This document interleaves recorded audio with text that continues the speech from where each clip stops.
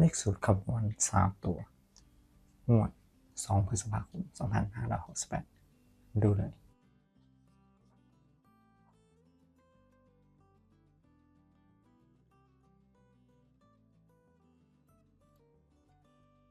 สวัสดีครับหอยนางวันนี้เล็กเด็ดแม่นๆครับ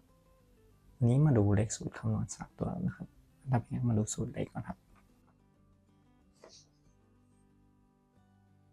สูตรที่นำมาคำนวณนะครับจะมีทั้งหมด3สูตรดังนี้ครับสูตรที่1ครับหลักหมื่น2ครั้งบวกละพันหน่วยรางทั้งหมด3ครั้งและ3คูณที่สูตรที่2หลักแสน2ครั้งครับบวก10บนบวก1บนบวก10ล่างจากนั้นบวก2คูณที่สูตรที่3ครับหลักหมื่นบวกหลักร้อยบวก10บน2ครั้งบวก1บนและ2คูณที่ไปดูวิธีคำนวณจากทั้ง3สูตรนี้ในงวดที่ผ่านมาพร้อมกันเลยครับ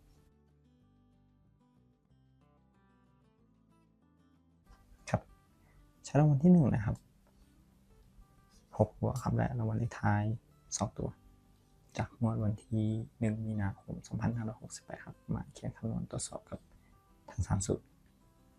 818894ล่าง54สูตรที่1หลักหมื่นครับ2ครั้ง1บวก8บวก4 3พลังและ3คูณที่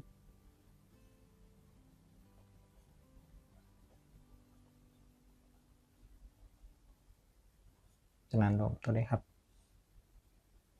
เท่ากับ25ใช้ตัวท้ายตัวเดียวครับหลักหน่วย5สูตรที่2 8 2ครั้งบวก9บวก4บวก5และ2คูณที่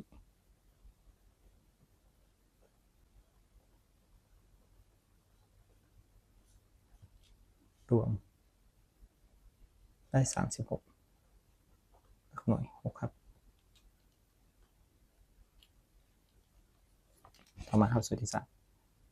1บวก8บวก9 2ครั้งบวก4บวก2คูณที่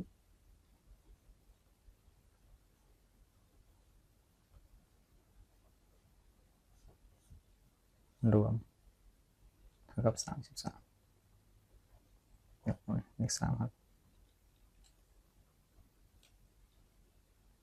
5 6 3งวดต่อมาออก5 6 3ครับต่อไปเป็นงวดที่2วันที่16มีนานะครับ757563ล่าง32เขียนกับสูตรเดิมครับ3สูตรสูตรที่1 5 2ครั้งบวก7 2 3ครั้งและ3คูณที่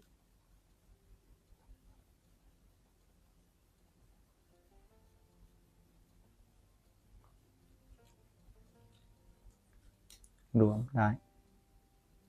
26หลักหน่วย6ครับต่อไปสูตรที่2 7 2ครั้งบวก6บวก3บวก3และ2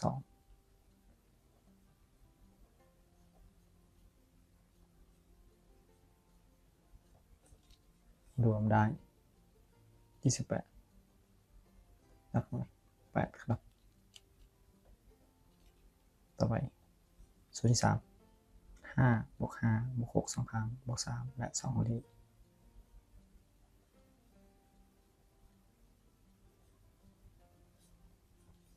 รวมได้27ครับหลักหน่วย7เป็น6 8 7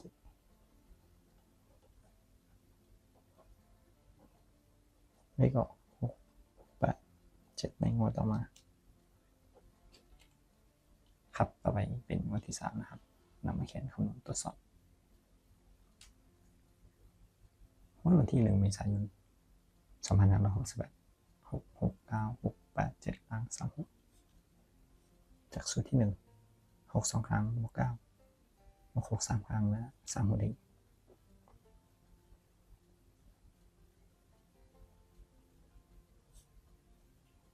รวมได้42ครับหลักหน่วย2ต่อไปครับ6 2ครั้งบวก8บวก7บวก3และ2คูณที่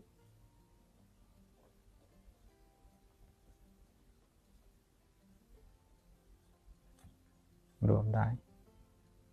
32ครับ2และส่วนที่3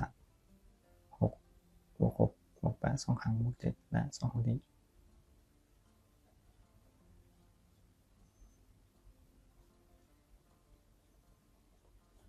รวมได้30จริงครับหลัก7 2 2 7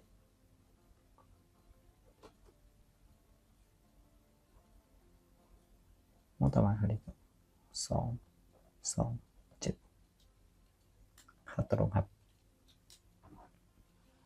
ไปดูในงวดต่อไปนี้ครับนำสูตรไปคำนวณต่อครับ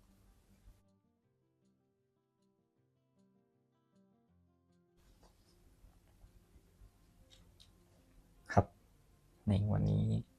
ใช้รางวัลที่1จำนวนวันที่16เมษายน266227ล้าง85 6 2ครั้งบวก6บวก5 3ครั้งและ3บวกนี้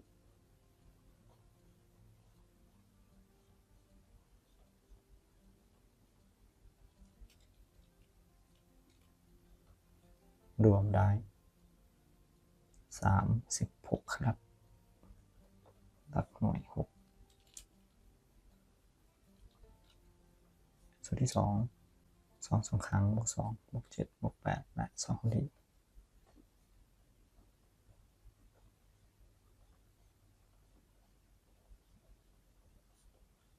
รวมได้23ครับ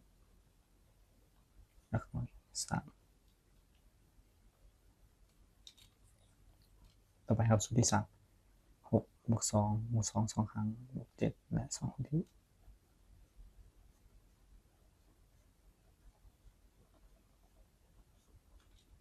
รวมได้21ครับหลักหน่วย1 6 3 1เลขหน่วย2พฤษภาคมครับสรุปกันอีกครั้งครับ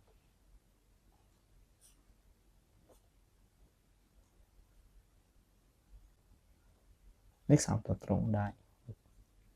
3 1